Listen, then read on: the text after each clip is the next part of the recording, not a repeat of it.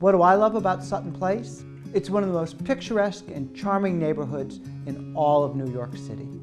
People who move to Sutton Place tend to stay in Sutton Place. There's an ease, there's a quietude, there is a quality of life that evokes old New York.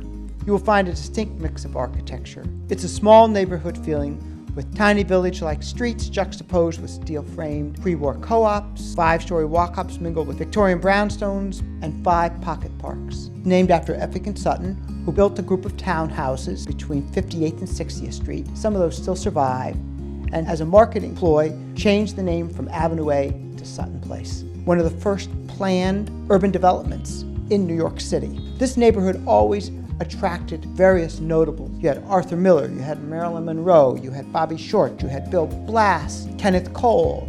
People ask me about the proximity of the neighborhood, and I always tell them it's an 8-minute walk to Bloomingdale's. So there's no shortage of new retail, whether you want big box or whether you want the small boutique shops. There is a Whole Foods 2 blocks away. However, you can easily take the M57 to Carnegie Hall or on up to Lincoln Center. One of my favorite things is when I come home at night, when I cross First Avenue onto 57th Street, the breezes off the river drop the temperature 10 degrees. It's a double-wide street, it's all residential, and I almost feel like I've returned to the suburbs after a hard day of work.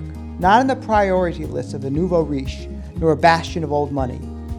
Sutton Place is a community of those whose own talents and lively interests have drawn them to this particular spot. Sutton Place is the kind of neighborhood where everyone knows your name.